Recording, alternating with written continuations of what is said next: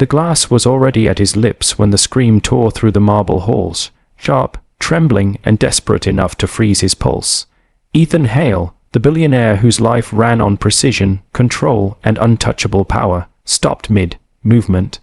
The maid, breathless and terrified, stood in the doorway with wide eyes, her hands shaking so violently she almost dropped the tray she carried.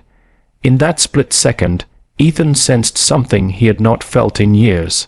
Fear that wasn't from markets or boardrooms, but fear for his own life. Something was wrong, terribly wrong, and whatever truth waited behind that scream was about to split open the world he thought he understood. If you believe in kindness, second chances, and the power of empathy, make sure to like, comment, share, and subscribe to KindHeartsHub. It helps stories like this reach more hearts. Ethan set the glass down slowly, the sound echoing across the silent living room of his penthouse. The skyline glimmered outside the massive windows, mocking the storm brewing inside him. He turned his gaze toward the maid, Lena, who had been working in his mansion for only 6 months. She was quiet, careful, almost invisible. He had never seen her like this. She wasn't just scared, she looked shattered, as if something unspeakable lay behind her trembling lips. He tried to steady his breathing, but something cold crawled down his spine. For a man who owned half the city, who could command entire industries with a single decision, this fragile scream shouldn't have shaken him. Yet it did, because it felt real, human, and Ethan had not felt anything truly human in a very long time. The truth was, Ethan Hale had built his empire on a fortress of emotional distance. People admired him, envied him, feared him, but no one truly knew him.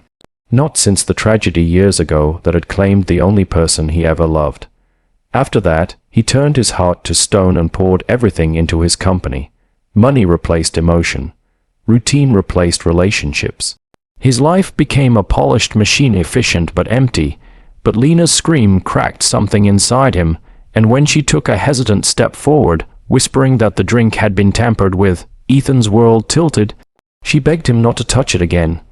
He felt his chest tighten as panic bled into anger. Anger at the idea that someone would dare to slip danger into his own home. Who would do it? Why? How had this stranger, this maid, been the one to discover it? Ethan demanded an explanation, but Lena's voice faltered.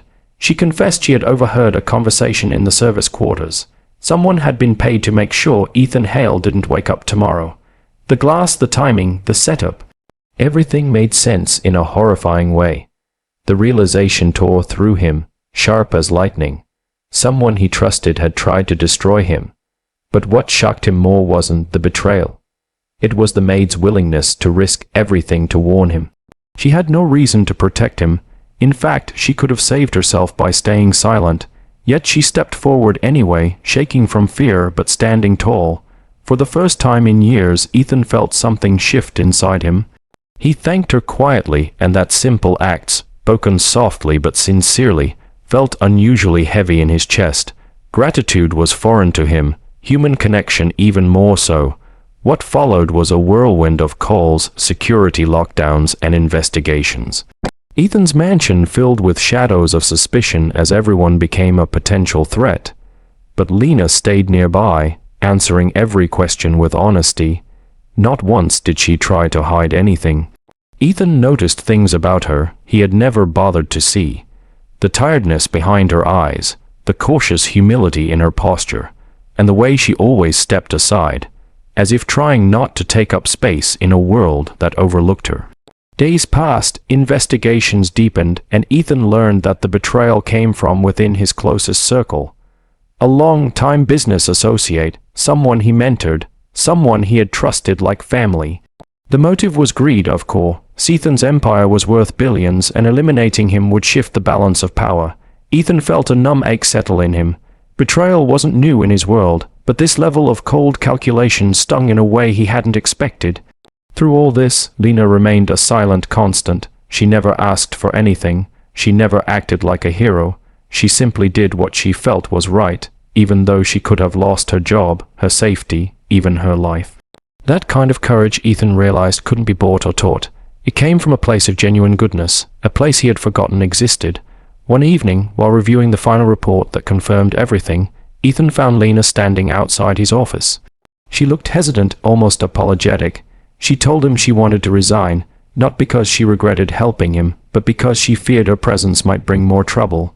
She wasn't afraid for herself, she was afraid for him. Those words pierced him deeper than any betrayal. For years, Ethan had believed that kindness was a weakness, that emotional connections made you vulnerable, that caring for anyone invited destruction. But here was someone who cared with no expectation of reward, someone who, despite having nothing, still acted out of pure humanity. That kind of loyalty felt foreign and profoundly moving. Ethan asked her to stay, but not as a maid, as someone he trusted, someone he respected. He offered to pay for her education, help her rebuild her life, and give her opportunities she never dreamed of. Lena's eyes filled with tears, not because of the offer, but because for the first time in her life, someone saw her worth. Ethan felt something in his chest crack open fully, something warm, unfamiliar, and healing. He realized he wasn't just saving her, she was saving him too, saving him from the emptiness he had buried himself in, saving him from the belief that the world was only filled with ulterior motives, saving him from the loneliness that had hollowed him out. Over the next few months, Ethan rebuilt more than his security structures. He rebuilt his humanity. He visited Lena's family, saw the struggles she hid behind quiet smiles, and helped them without making them feel small. He learned to care again, to feel again, to understand that wealth meant nothing if it didn't touch lives in meaningful ways. The bond between Ethan and Lena grew into something deeper, not romance, but something purer. A connection that healed wounds on both sides. She gained hope. He gained purpose. Together, they rebuilt pieces of their lives that had been shattered long before the poisoned glass ever touched his lips. And slowly, Ethan's empire changed too. He introduced new ethics programs, charitable initiatives, and support systems for lower-income workers. He became more present, more human, more aware of the lives behind the numbers. People noticed. The world noticed. But Ethan didn't do it for admiration. He did it because he finally understood the value of kindness, of second chances, of human hearts that beat quietly yet powerfully. Years later, Ethan would look back at that single moment, the moment a maid screamed, "Don't drink it," as the moment that saved him in every way a person can be saved, not just from death, but from a life without meaning. If this story touched your heart, please like, comment, share, and subscribe to KindHeartsHub. Your support helps us continue creating stories that heal, inspire, and bring light into the world. Special request: before you leave, comment below what this story meant to you. Your words might inspire someone else today.